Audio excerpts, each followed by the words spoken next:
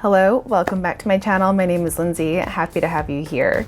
So today the video I have for you is on how to maximize your weekly planning, your time efficiency. As you guys know, time is the most valuable resource, I believe, in my opinion. It is the thing that is more valuable than money, more valuable than anything else, because if you don't have time, you can't go make money, you can't have relationships, anything like that. So time for me is the most valuable currency. And so this is how I, for my entire life, have been utilizing my time kind of structure. And I realize that a lot of people don't look at time this way. And so I hope that these kind of tips will help to maximize your weekly efficiency to help you achieve your long-term and short-term goals. So step one is to make a list, either mentally or physically. I do these mentally, but you may just have to write it down on a piece of paper of the things you need to accomplish on a weekly basis that are recurring goals. So these are things that you're going to have to do on a regular basis and are going to be a part of your regular routine. And these things may just be parts of life that you need to do forever, or they may be things that are specifically working towards specific goals. Now, the items that are specifically for those long-term goals, those should absolutely be in anyone's weekly routine. So if you do not have those kind of defined for yourself yet, take a minute and define those now, along with the other things that you need to get done every week on a weekly basis. All right, so step number 2 is to define your task times. Take your list of items that you created of things you need to do on a weekly basis. And I do this in my head, but you'll probably need to write it down and decide which ones are items that are going to take you similar long blocks of time and items that are going to take you similar shorter blocks of time. Now, I work a standard 9-to-5 job, 9 to 5-ish, and after work, I have like a post-work kind of schedule. And that can either be my long block of time items or 2 shorter block of time items. You need to start to segment your items into saying, this is going to take me approximately, let's say yours is 4 hours or yours is 2 hours, and group all the elements together that would take about that span of time. Now, some of these items may take you slightly longer or slightly less time, but that's okay, because the block of time you're going to schedule for that is going to include some buffer time. And that is to help with the mishaps or kind of the unplanned elements that may come up as a result of trying to achieve that thing. Now, we all know that sometimes chaos happens, right? So we want to plan for the chaos. And so by structuring your time this way, you're going to allow for some buffer time, and you want all of the elements that are in that group to be able to fit in that time block. So you may have a long time block, a medium time block, and a short time block. Like I said, I have 2 for myself. I have a long one and kind of like a medium short one. And the thing is if you create too many different time frames, what happens is you're no longer going to substitute those time blocks out, which is something we're going to be talking about in just a minute. All right, so step number 3 is to define what items will go on what days most of the time. So for me, when I get home from work, I will either have a long block day, which is that 4-hour time frame, or I'll have 2 2-hour time frames. And so at the end of the long time frame, I will have accomplished one major thing for that day outside of my normal things I have to do. And if it's 2 short time blocks, it means at the end of the day, I will have 2 basically finished things. Now, they may not always be physical things. They may be times I've been working on something mentally or having to prepare for something. They're not always physical tangibles, but at the end of the day, there's always that element that has been created past what was there the day before.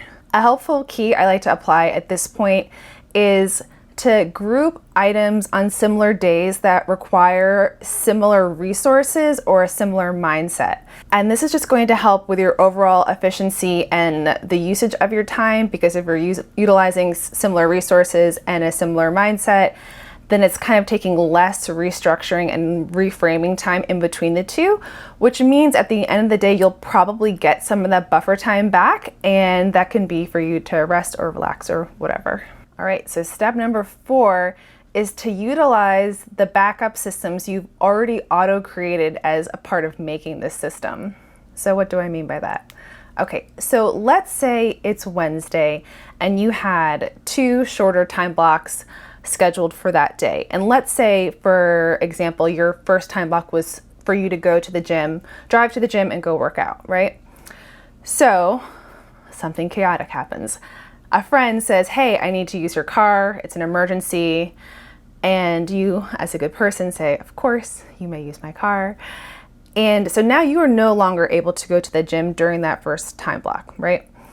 So what you're able to do as a part of this backup plan is that now that first time block that you had that you were supposed to be using for one thing, all you have to do is substitute out another time block from later in the week of something that doesn't require driving but requires that same amount of time. So basically you're just kind of going through that list that you originally created, you know, thinking of your mental schedule or your physical schedule and saying, okay, well, on Thursday I had this to this plan during that same block of time. I'm just going to switch that to today and then switch my gym or driving routine thing to the next day. And that way, at the end of the week, you're still coming out with the same amount of things accomplished that you wanted to get accomplished, but you're just rotating those 2 items so that you're not missing out and you're still getting something done, helping something out. It's a win-win for everyone. You have not made any sacrifices. All right, and last, step number 5 is remember that rest is a reward. When you're going through your week, remember that those goals and those tasks that you have developed to accomplish at the end of the day, they're not optional. So I feel like a lot of people give themselves the mental option to say, I could or could not do this. And I think that just comes down to reprogramming your own self and saying, you know what, this isn't an option. I don't get to rest or do this other thing that I want to do unless I get this item accomplished. And, you know, that can kind of come across a little harsh to some people, but if you want to progress in your life and move forward with certain things, I think that's really the only way to really do that, is to not allow yourself to have another option. Now, that being said, sometimes crazy things happen and your whole life will get thrown off. Something completely unplanned could happen, right? But if that happens and you're not able to get your things done at the end of the day, just remember this is a recurring weekly cycle, right? So you can hop right back in the next day, or you can move some of your blocks around. This is just a pattern that keeps repeating and repeating and repeating itself. Scheduling time for the things that you need to do, but then also the time to possibly account for things that may have gone wrong and use it for that point as well is, I think, so valuable in, at the end of the week, saying I've gotten these things done that will contribute to my long-term success, a healthy future, things like that, making the thing happen. All right, guys, that's it for this video. I hope it gave you some just applicable tips to hopefully apply to your week and make your flow of your system, of your day-to-day, maybe happen a little bit easier. This is just something that I've done as default since forever in my life, and I realized talking to some other people that not everyone thinks this way. So these are just kind of your INTJ tips for maximizing your time and the flow of your weekly schedule and allowing things to be interchangeable, always having a backup plan by having a system that works like this, and yeah, going on to conquer the world. So please like and subscribe if you haven't already. The blog post I have on the subject is linked below for the I Think I Feel blog, and I will see you guys in my next video.